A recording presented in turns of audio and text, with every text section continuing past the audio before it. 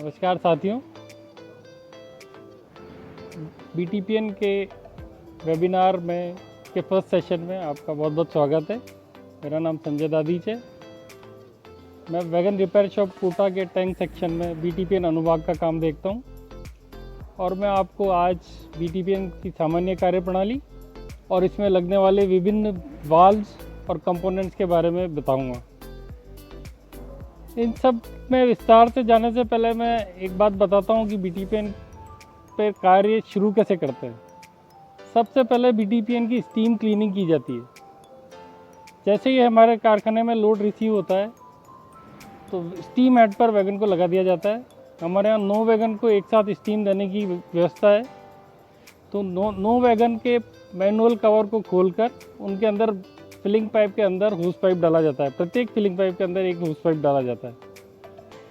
उसके बाद RDSO के मेंटेनेंस मैनुअल G90 के अनुसार प्रत्येक वैगन को 12 घंटे तक स्टीम दी जाती है।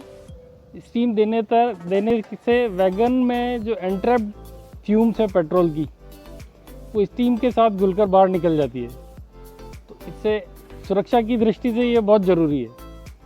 मेरा आपसे अनुरोध है, आप लाइन में या कहीं भी डिपो में बिना स्टीम किए हुए वैगन के अंदर न जाएं। ये बहुत खतरनाक है, क्योंकि अंदर जाने पर हमको गैस कटिंग और वेल्डिंग का कार्य भी करना पड़ता है। तो स्टीम क्लीनिंग के बाद वैगन हमें रिपेयर के लिए प्लेस कर दिया जाता है। वैगन में क्या क्या हम रिपेयर करते हैं और कौन से कंपोनेंट वैगन में कहाँ लगे हुए हैं, इसके बारे में विस्तार से थोड़ा बताता हूँ। सबसे पहले मास्टर वाल्व। मास्टर वाल्व के 2 पार्ट होते हैं, मेल और फीमेल। फीमेल पार्ट है उसको मास्टर वाल्व सीट कहा जाता है, बैरल में पुश फिट की जाती है। और जो मेल पार्ट है वो मास्टर वाल्व है। इसमें एक स्लॉट होता है। स्लॉट में एक स्पिंडल नट के जरिए स्पिंडल रॉड और उसके बाद अंत में हैंड व्हील से जुड़ा रहता है। तो इससे वैगन में बिना अंदर जाए हम मास्टर वाल्व को ऑपरेट कर सकते हैं। एक बार में मास्टर वाल्व मैक्सिमम 35 mm तक खुलता है। मास्टर वाल्व का मुख्य कार्य वैगन को नियंत्रित गति से खाली करने के लिए होता है। ये ब्रास का या गन मेटल का बना होता है और 100 mm डाया का होता है। इसमें सीट और मास्टर वाल्व को क्रमशः 44.5 और 45 डिग्री पर टर्न करके सरफेस मैचिंग कराया जाता है। इस सरफेस मैचिंग से एक पॉइंट कांटेक्ट बनता है, वही प्रवाह लिक्विड के प्रवाह को रोकता है। इसके साथ ये लगा हुआ स्ट्रेनर है। स्ट्रेनर मास्टर वाल्व असेंबली के चारों ओर लगा रहता है। ये इसको सेफ्टी प्रदान करता है। उसके साथ साथ वैगन के अंदर जो फिलिंग के समय कचरा आता है या फॉरेन पार्टिकल आते हैं, उनको मास्टर वाल्व की तरफ जाने से रोकता है, जिससे मास्टर वाल्व फेलियर होने से बचता है। इसी के साथ ये फिलिंग पाइप है। फिलिंग पाइप एक 100 mm डाया का पाइप है। ये वैगन में बैरल के ऊपरी सतह से नीचे तक पूरी फुल लेंथ में होता है। इसको पूरा नीचे तक इसलिए बनाया जाता है ताकि फ्लैशिंग से बचा जा सके। इसके अलावा ये परफोरेटेड होता है। इसमें जगह जगह होल होते हैं। होल इसलिए होते हैं कि वैगन के अंदर एंट्रैप्ड एयर को बाहर निकाल सके। ये ब्रैकेट है जो सपोर्ट करता है फिलिंग पाइप को। उसके बाद स्पिंडल डिवाइस, स्पिंडल रॉड, ये स्पिंडल नट है। ये मास्टर वाल्व के स्लॉट में फंस जाता है और स्क्रू की तरह काम करता है। ये इस जगह पर गाइडेड होता है, इसलिए इसको गाइड फ्लेंज बोलते हैं। गाइड फ्लेंज के ऊपर स्पिंडल रॉड होती है, जिसको हम एक स्पिंडल पिन के सहायता से लगाते हैं। पूर्व में इस पिन की लंबाई कम थी, लेकिन RDSO के एक अमेंडमेंट के बाद, मॉडिफिकेशन के बाद इसकी लंबाई 77.5 mm रखी गई है। ये बीच में कहीं खुल नहीं जाए। अगर ये खुल जाएगा तो हैंड व्हील फ्री हो जाएगा, तब मास्टर वाल्व ओपन नहीं होगा। इसके लिए हम पीछे इसमें एक स्प्लिट पिन डालते हैं। स्प्लिट पिन को स्प्लिट करते हैं और उसमें एक टैग लगाया जाता है वेल्डिंग का। इसके बाद ये तो वैगन के अंदर की कार्यप्रणाली है।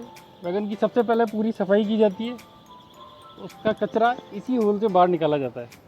इसके बाद हम आइए ऊपर चलते हैं, ऊपर डायफ्राम और मैनुअल के बारे में थोड़ा सा बताओ।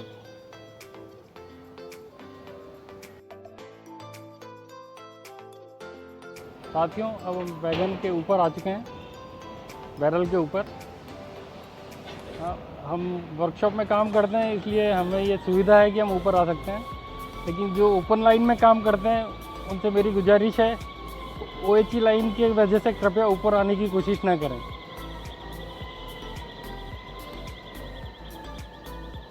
ये मैनुअल कवर है और ये आई बोल्ट है। इसकी सहायता से मैनुअल कवर को बंद किया जाता है और आई बोल्ट में सीलिंग वायर डाला जाता है। पूर्व में ये मेटालिक सीलिंग वायर डाला जाता था, लेकिन RDSO के एक अमेंडमेंट के बाद इसमें नॉन मेटालिक सीलिंग वायर का उपयोग किया जाता है। किसी भी हालत में वो सीलिंग वायर आई बोल्ट के सेंटर से 1 इंच से ऊपर न रहे, क्योंकि ऊपर ओवरहेड लाइन से टच होने का खतरा रहता है, जो एक बड़ी दुर्घटना को जन्म दे सकता है। इस पूरे डिवाइस, इसको पूरी सिस्टम को मैनुअल सीटिंग बोलते हैं। इसके नीचे ये डायफ्राम प्लेट है, जिसमें BD वाल, जिसमें BTPN के विभिन्न कंपोनेंट लगाए जाते हैं।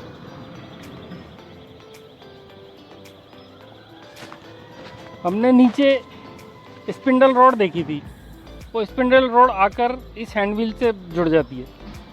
इस हैंडव्हील को ऑपरेट करते हैं तो बिना अंदर जाए हम मास्टर वाल को खोल सकते हैं या बंद कर सकते हैं। मास्टर वाल एक बार में 35 mm मैक्सिमम उठता है। उसके बाद ये फिलिंग पाइप है, इसका कार्य केवल भरने के लिए होता है, पेट्रोल को भरने के लिए। इसको ढक्कन को खोलकर हम पेट्रोल इसमें से भरा जा सकता है। इसमें नीचे तो एक गास्केट होती है और ऊपर एक सीलिंग रिंग होती है। उसके बाद फ्लैप होता है, इसको बंद कर देते हैं, ये बिल्कुल सील्ड हो जाता है, इससे पेट्रोल की वाष्प बाहर नहीं आ सकती। उसके बाद ये वेपर कॉक वाल है। इसका मुख्य उद्देश्य फिलिंग करते समय बनने वाली वेपर को बाहर निकालना है। इसके बीच में एक टेपर प्लग वाल होता है, जिसमें स्लॉट होता है। हैंडल से घुमाने पर इसको बंद या चालू किया जा सकता है। वही इसी की वाष्प को रोकने के लिए, पेट्रोल की वाष्प को बाहर निकालने से बचने के लिए इसके ऊपर ये कैप लगाई जाती है। ये एक वेंट कैप है।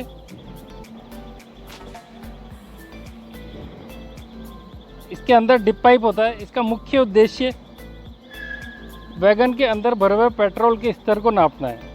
बाहर से ही गेजिंग डिवाइस को इसके अंदर डालते हैं और कितने स्तर तक पेट्रोल भरा हुआ है ये हमें पता लग जाता है।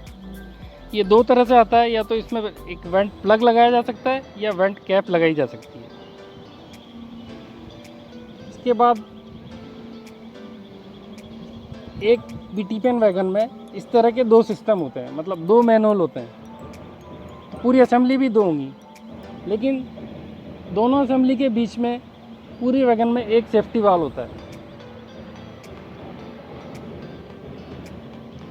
सेफ्टी वाल एक स्प्रिंग लोडेड वाल है, जिसका मुख्य उद्देश्य वैगन के अंदर बन रहे वेपर को बाहर निकालना है। जैसे ही वैगन में एक सेट किए हुए प्रेशर 1.4 kg पर सेंटीमीटर स्क्वायर से अधिक प्रेशर बनता है, तो सेफ्टी वाल उठ जाता है और अधिक प्रेशर को रिलीज़ कर देता है। ये ठीक उसी तरह काम करता है जैसे प्रेशर कुकर की सीटी। प्रेशर कुकर के अंदर जैसे प्रेशर ज़्यादा डेवलप होता है, सीटी अपने आप उठ जाती है, उसी तरह सेफ्टी वाल अपने आप उठ जाता है और एक्सेस प्रेशर को बाहर निकाल देता है। इसके बारे में विस्तार से हम बाद में बात करेंगे। ये स्प्रिंग लोडेड वाल है और सेफ्टी डिवाइस।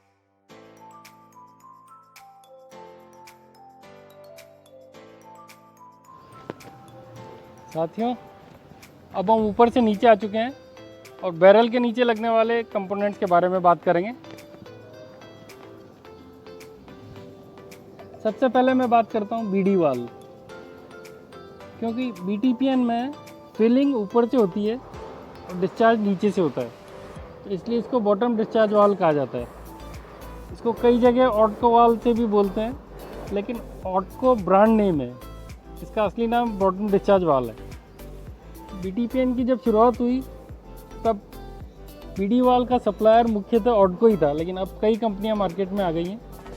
तो इसका नाम बॉटम डिस्चार्ज वाल है। इसका ऊपरी सिरा बैरल के साथ इस फ्लेंज से बंधा होता है। यहाँ पर हम 1675 mm के बोल्ट काम में लेते हैं। ये 1665 के बोल्ट यहाँ पर काम में लिए जाते हैं, जो बीडी वाल की फ्लेंज को डिस्चार्ज पाइप की फ्लेंज से जोड़ते हैं। बॉटम डिस्चार्ज वाल का मुख्य कार्य बीटीपीएन के अंदर स्थित फ्लूइड को नियंत्रित रूप से खाली करना है। ये एक तरह से सेकंड लाइन ऑफ सेफ्टी है। किसी भी वजह से अगर मास्टर वाल फेल हो जाता है तो तरल के प्रवाह को बीडी वाल रोक लेता है। ये कास्ट आयरन का बना होता है, 100 mm डाया का होता है। इसमें एक टेपर प्लग होता है। टेपर प्लग के अंदर एक स्लॉट होता है। स्लॉट के अंदर ग्रीस स्टिक डाली जाती है। एक चेक वाल होता है, ग्रीस स्टिक डाली जाती है।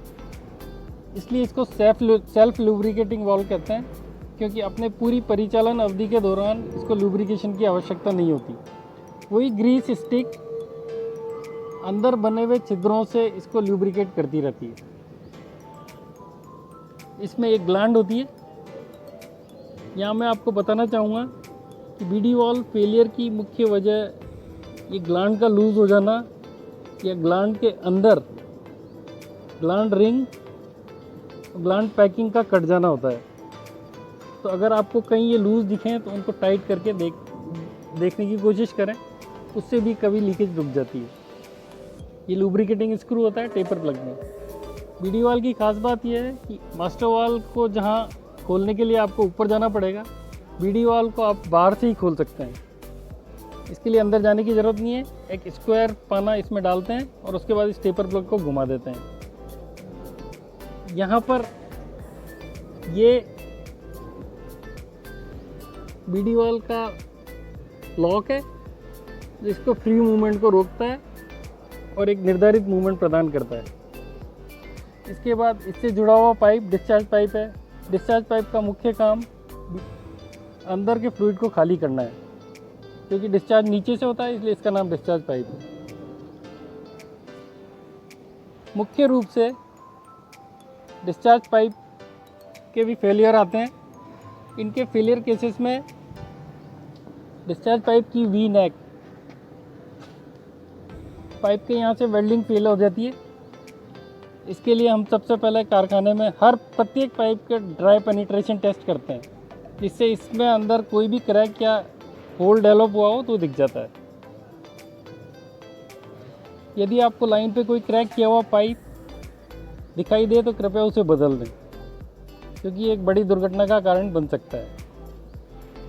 ये जिन ब्रैकेट से बंधा होता है उसको ब्रैकेट सपोर्ट ब्रैकेट कहा जाता है उसे। उसके बाद आगे फ्लेंज होती है, इसको ब्लैंक फ्लेंज बोलते हैं, फ्लेंज कवर है। ये ऊपर से रिवेटेड होती है और उसके बाद इस पर 3 बोल्ट हम बांध के भेजते हैं। अंदर एक गास्केट होती है, यहीं से इसको सील भी किया जाता है कंपनी द्वारा। बीडी वाल को भी सील किया जाता है और ऊपर मैनुअल कवर को भी सील किया जाता है। उसके बाद जो एक सबसे महत्वपूर्ण भाग जिसके बारे में बात करना चाहूँगा वो है स्पार्क प्लेट या स्पार्क शील्ड।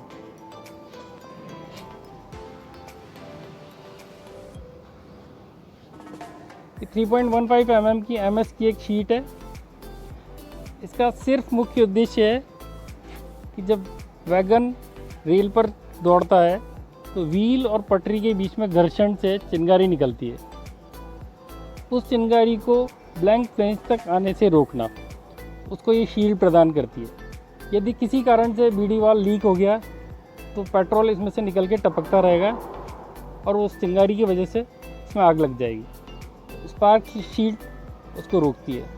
तो मेरा आपसे अनुरोध है, अगर लाइन पर या डिपो में आपको कहीं स्पार्क शील्ड टूटी हुई दिखे तो कृपया उसे रिपेयर करें या बदल दें। धन्यवाद।